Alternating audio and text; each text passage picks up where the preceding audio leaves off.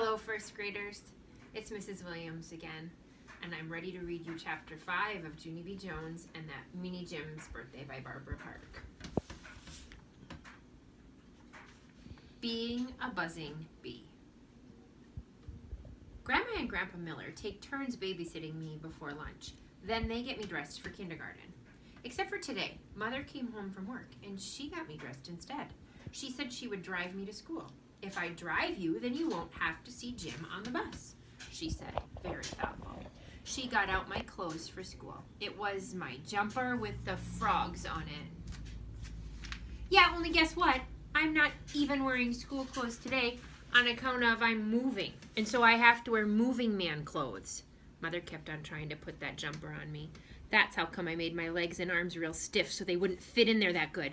Then me and Mother wrestled a teeny bit, and she stood me on my head, and she pulled my tights on me. You're not moving, Junie B, she said. You're going to school, and that's final. Running away from your problems never solves anything. Yeah, only I'm not even running, I said. I'm calling Ryder Rent's trucks, and those guys will drive me. Mother smiled. She tried to hug me, but I kept on staying real stiff. I stayed real stiff all the way in the car to school. Mother parked the car in the parking lot. Then she lifted me out the door, and she carried me real stiff to the playground. She stood me up in the grass. Everything will be fine. You'll see, she said. Just remember what Daddy and I told you.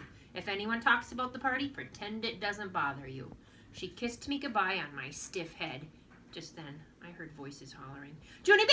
Hey, Junie B! Look! Look what we've got! They hollered. I turned around. It was my bestest friends, Lucille and that Grace. They were running at me.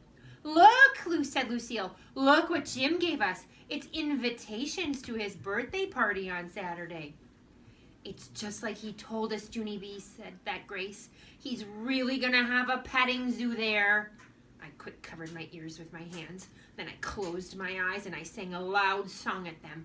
It is called I Can't Hear You. You're not even bothering me. I sang it at the top of my lungs. I can't hear you. I can't hear you. You're not even bothering me. Then I kept on singing and singing that thing till they went away. Also, they did the cuckoo sign at me. You all know how to do the cuckoo sign. We've done that before.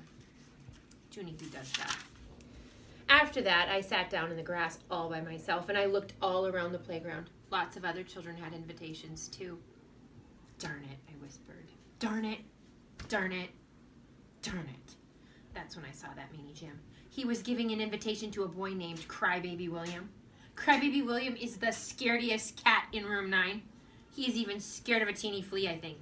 Just then I sat up a little bit straighter because I just got another idea in my head. That's why it was called, Hey, maybe I can take William's invitation away from him, because he won't even chase me probably. And so then I will have my very own invitation. And William can get another one from that Jim, and then everybody will get to go to the party, including me.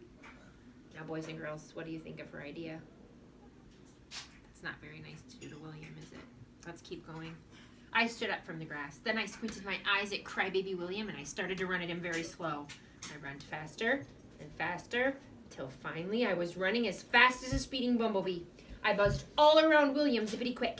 His eyes couldn't even follow me that good. Then I buzzed right in his face and I quick grabbed that invitation out of his fingers.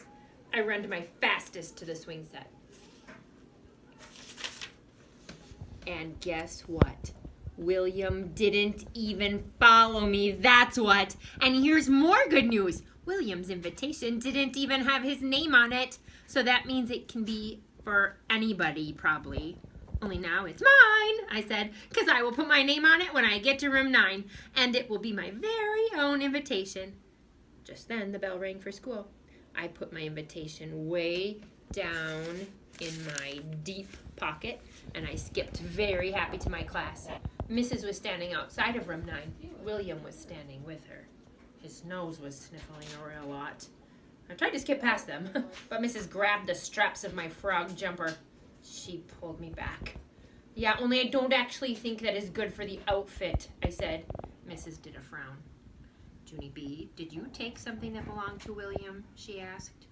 No, I said, because his name wasn't even on it, and so that means it is for anybody, I think. Mrs. tapped her angry foot.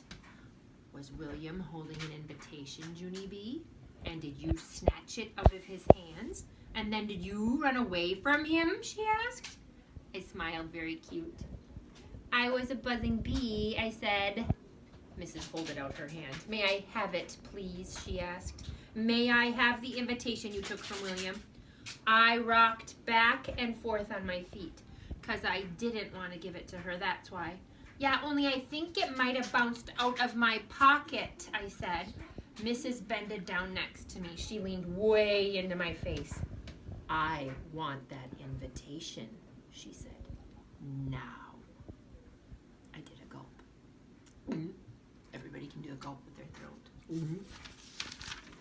Then I quick put my hand in my pocket. Good news, I found it, I said, very nervous. Give it to William, said Mrs. Crybaby William put out his hand. I shoved it at him. Here, Mr. Stinky Head Tattletale Boy, I said. Here's your stinky head invitation. Mrs. eyes got real big. Junie B. Jones, that's quite enough. Now you go sit down, and I don't want to hear another word. Do you understand, young lady? Not one more word. And so that's how come I walked very slumping to my seat. And I put my head on my table. 'Cause guess why? Laying low. That's why. Boys and girls, that was the end of chapter 5. Junie B is getting herself into quite a predicament with her big mouth.